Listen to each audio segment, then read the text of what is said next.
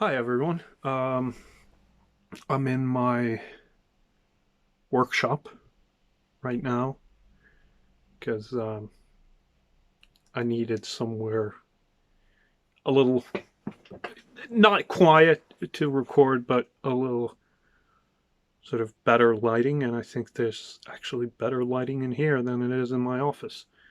So I'm recording. Behind me, you can see some wood carving things, and over here. Let's see if I can get this gimbal to cooperate for once. You can see my next project, which is another walking stick. And I'm actually still working on um, the other walking stick over there. And I might actually show you some video uh, after I've done talking about what um, concerns me a bit these days, because um, I was in a Twitter conversation with Iona Italia and a couple of other people. Uh, for those who follow me on Twitter, know that I have an extreme amount of respect for Iona. Uh, she's one of my favorite people on that platform, and she also uh, has a lot of time and patience for my ramblings.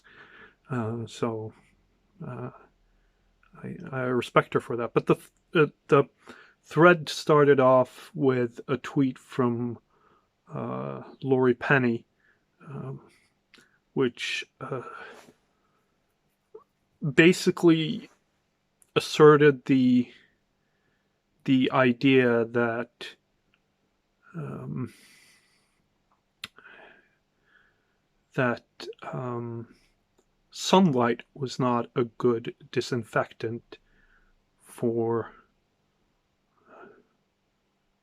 ideas, and if, even though Dustin Gels, who's a follower of mine, pointed out that sunlight, UV light, is actually the best disinfectant, and those who have um, been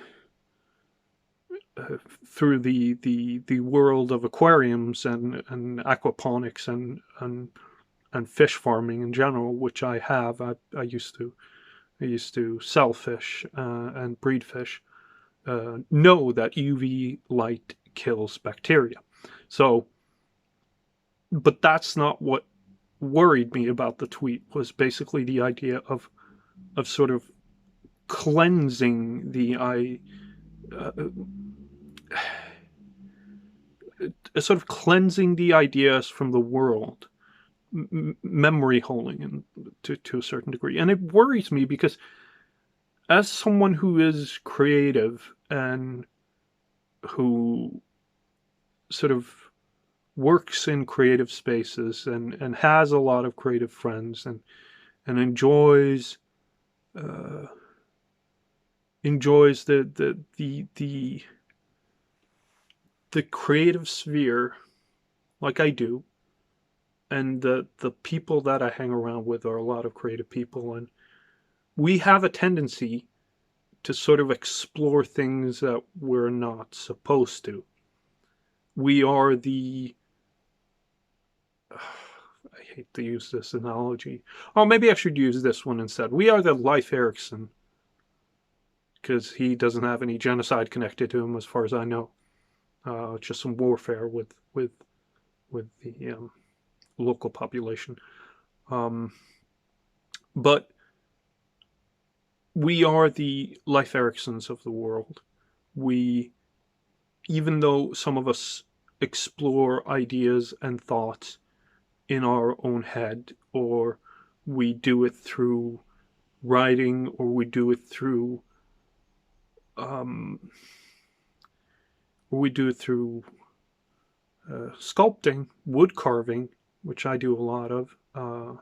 It's a very I recommend that activity very much because it's sort of, it's a mind cleanser. It's very zen.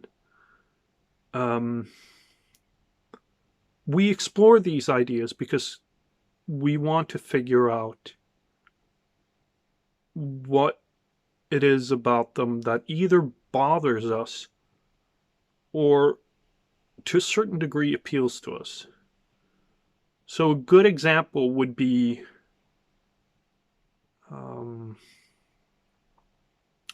for instance, the idea. I used to think in the manner of banning bad ideas was a good idea. So I delved very deep into that and I started to explore it. And I haven't published anything on this, but um, I sort of delved deeper and deeper into it. And eventually I came to the realization that banning bad ideas would end up banning ideas that I had. And it's not that your ideas is connected to your identity in any way. Ideas should be like water in a river. It should just flow through you. And you should never sort of connect an idea to your identity because you become more entrenched in it. But we should all be able and we should all be able to explore the ideas that bother us or that we have questions about, because it's very important that you as a human have the ability to become an explorer, or have the ability to sort of explore ideas in your own head, to be able to figure out whether it is a good or a bad system. This is why we have literature. This is why we have stories. This is why we have art in general, is to explore those ideas without putting them into life, without putting them out there in absolute unformed ways.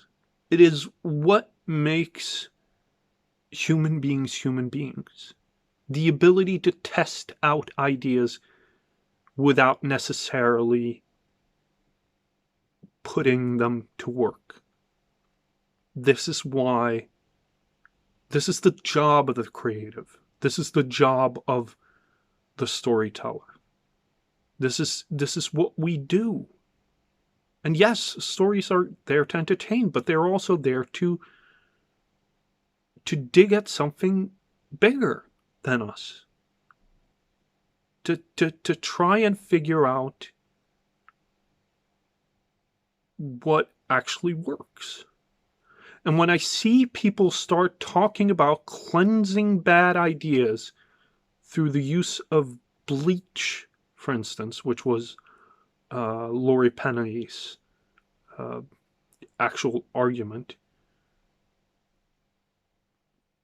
I don't think that's a very good way of going down. I know Laurie Penny's she's a well-intentioned person, and she I hope she hasn't gone through any sort of that she isn't that I'm not misgendering her right now, but I think she still identifies as a woman. But the idea is that you allow human beings to explore the ideas in their own head and be allowed to express those ideas in a certain way so that we can figure out whether or not is a good idea.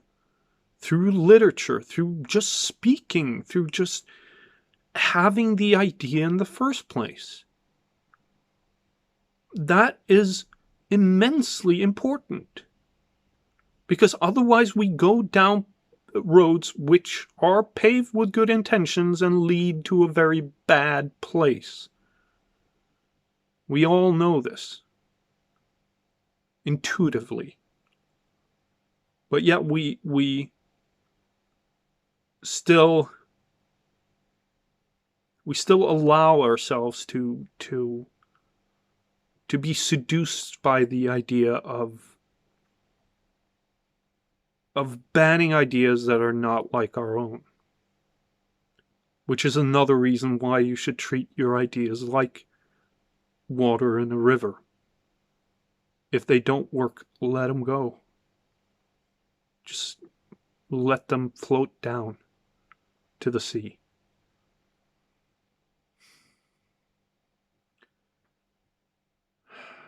Anyways, I think that it's important for creative people and for people in general. I'm not excluding this to creative people, to be able to explore ideas and not be hampered in any ways.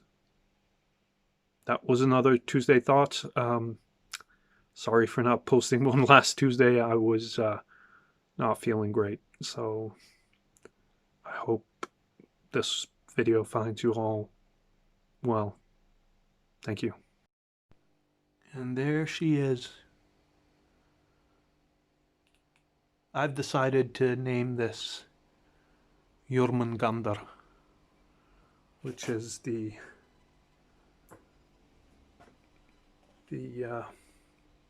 sea serpent of Norse legend. Let me see if I can do this without making the gimbal freak out.